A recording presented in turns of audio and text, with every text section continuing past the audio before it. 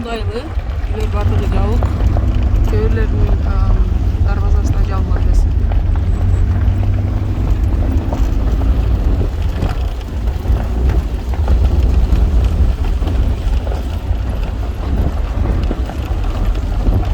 Бұл үйлер Кулунду айылында. Мына елдер ептеп-септеп бұтына нейілінсе шығып кеткен. Балдарының киімдері даже ешікте жайылған бойдан қалып тұр. Өздері қайсы бір айылдарға қашып кеткен. Жанын сақтап.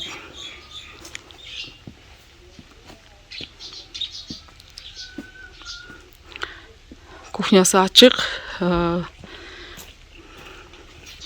Bir жан жоқ. Бұл жақта толықтары ғана қалып тұр. Машинелерін де таштап қашып кеткен. Мерияға не үшін келдіңіз? Сіз қаяқтан келдіңіз? Мерияға біз Кулундудан қашып келгенбіз. Ушу байланышты. Ушу сіңімнің үйде тұрамыз. Сонада тұрасыз? Чимгенде. Ушу азыр сіңім Мерия менен сүйлөшүп, кийим кече берип атат дегени. Небереме памперске келдим. Сіз қанша балаңыз менен шықтыңыз? Мен келиним небеременен. Балдарым қалған. Еркек балдарыңыз қалды? Бой жеткен. Жолдошу үшеу қалған. Жолдошу үшеу қалған. Кайнем үйде тұраталар дагы. Биздин үйүбүз чекеде да. Кийим кече памперске келдиңиз. Кийим кечесин таштап чыккансыздар. Кийим кечеси бизге тур келбеди. Анан неберемели памперс самын алдык. Ошо калыптыр. Азыр одеял келди, одеял алдык. Өзүм путум ооруйт да. Сиздер октун үнү угулгандан кийин качтыңыздарбы же кандай? Ооба, тамак жасап атат элек. Ок атылды. Ончомчалар өлүптүр, бир кыз өлдү Очудан. Ошо Очу тарапта турабыз да биз. Тамак жасап аткан жерден тамагыбызды таштап качтык. Үйлөрүбүздү жабыштырып эле. Малыбыз ап калды. Сразу эле машинага отуруп качтыңыздарбы же ага чейин бир жака качып турдуңуздарбы? Кайнем үйгө качтык, айылдын ичиге. Аерде бир күн түнөдүк. 5ке чейин жаткан өрдү. Таңга мал саарылыктан кийин дагым болду. Анан спринтерлер менен бияка ташыды. Сүлүктүгө ташыды эле, сүлүктүгө келип анан сиңдим эле үйгө барайык деп мен өзүм путум ооруйт да анан. Бул жака келдик сиңдимдин үйгө. Өздөрү жеткирип койду айтсак. Тууганыңызга барайык десек. Сиз Чимгенде турасызбы? Чимгенде турам. Канча кишини үйүңүзгө батырдыңыз азыр? Азыр бир 15 чакты. 15 балдары менен. Балдары менен. Эжем неберелери менен бар, келин кыздары менен бар да. Бир 6-7 жаш бала. 6-7 жаш бала. Кийим кечени, тамак ашты кандай кылып атасыз аны? Тамак ашты өзүм жанымдан эле продукттан 3 күн мана карадым. Мен да азыр эжем баласы бүгүн немеге кетти да, Кулундуга. Үйгө барып көчөр кылып келе, кийим кеч алып келе. Үйдө Кулундуга азыр барса бүгүн кетти. Кишилер кирип жатат. Жол машинеле кетти, машинасын таштап эле. Ошо кийимсиз келген да, кийимдерибизди алып келебиз деп. 3 күн карадым. Жанымдан ошо оокат продуктасын кылып ошо. Азыр ошо зунипаста ошотка бүткө амалат келе калбак калды. Телевизордон жаңылыктан угуп калдык да, ушундай жардамдар берип атат деп. Анан айыл өкмөтүмө звонок кылдым. Аширбек кайным. Ошо барга рахмат. Алла разы болсун. Жакшы, буйруса бардыгы жакшы болот деп ишенем. Эми тынччылык болсун. Тынчыганча бул жакта туруп турат экенсиздер да. Сизге да ийгилик. Ушундай үйүңүзгө батырып ден соолуктуңуздар. Ушундай да бир тууганчылык кетсин тезирээк. Жардам бербесе ким жардам берет? Ошо. Рахмат. Келишинче жардам бердим. Бул жер Кулунду айылынан Кыргыз айылы көрүнүп турат. Кыргыз айылынын жерлери. Могул жер болсо Тажикстан ушул жерден ок атып атат экен кээде. Бардыгы Тажикстан. Az бул жерден болгону 500 эле метр аралыкта. Неберелеримди чыккыла деп эле ошо башталат деп кабар келгенде эле уже айыл башчыга бизге да машина жөнөткүлө деп эле көчөгө качып чыктык. Буларды неберелерди ээрчитип көзүбүзгө көрүнгөн кийимдерди алып, алганыбызды алып, албаганыбызды. Шу неберемди көчөгө чыксак эле ошо качып жаткан адамдар бар экен, ошолорго илештик, машинеси алып отуруп Бешкент тарапка качып бардык. Ошол жерде бир үйдө бекинип отурдук. Мунусу 5 класс, ошондо нече жашар болосуң? Мунусу нөлөбөй класс мунусу. Бул 3 жашар инвалид неберем. Инвалид бе?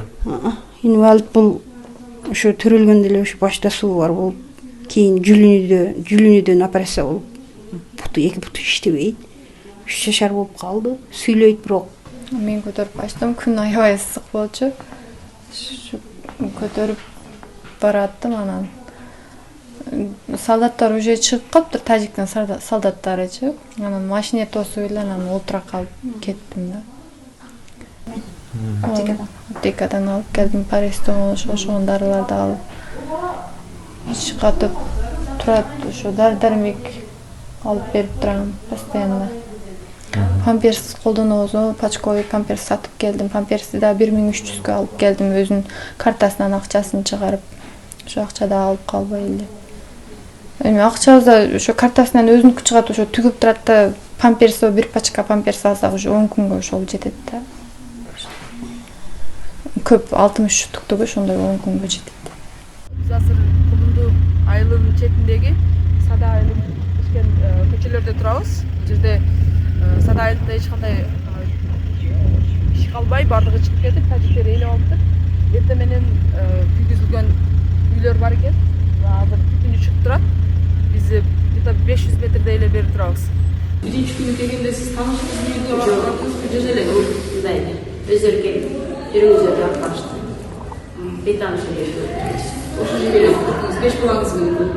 5 бала менен 6 семья, баарыбыз да 5 балабыз бар ошол жерде. Бир күндө ошо жерде кеңиз тамак ашын өздөрү. Тамак ашын бердим.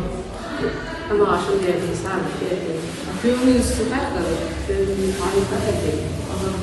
Кынчеле дейби азыр? Азырынча кынчеле дейт. Бул жер интернационал айылы, бул жагы.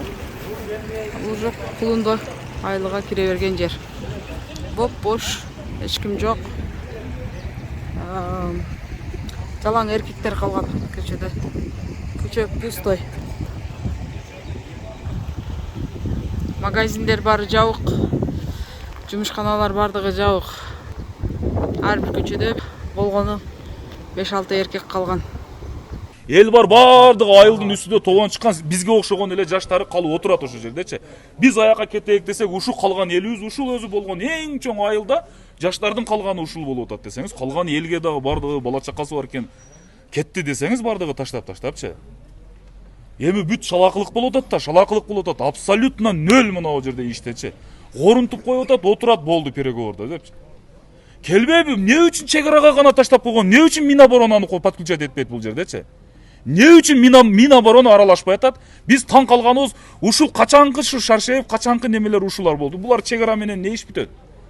Өздөрүнүн местасынан коркуп кооптонуп отуруп азыр эч нерсени толук бийликтерге жогору жакка жеткиздирбей атат да. Кичине аракет болуш керек да бул жерде, барды күйгөнчөлүгү бар да бардык элдинче. Бардыгы страх менен жашап атат. Өзүңдүн жериңде мындай коркунуч менен жашап атса, бул эмне деген эл болуп калдык бул жердечи? Сал абайлап алдын ала алыш керек бул жерде.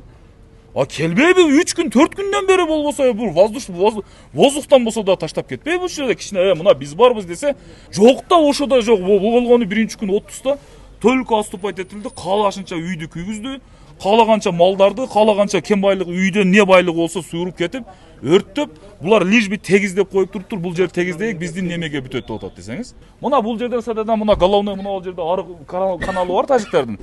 Ошонун ичинде биздин гектар жерлерибиз бар эле, ошолордо үйлөрдү күйгүзүп азыр тегиздеп таштады. Ал эмне болуп атканын иши жок азыр. Спокойно. Эмне үчүн коркобуз? Болбосо до конца барыш керек да, берсин. До конца турайык биз бул жердечи. Балдарга молодец дагы, ушу таш менен турат бардыгычы, ушу качпайчы ушул жерде. Калган жарым эл чыгып кетип калды да бул жерденчи. Азыр канча адам?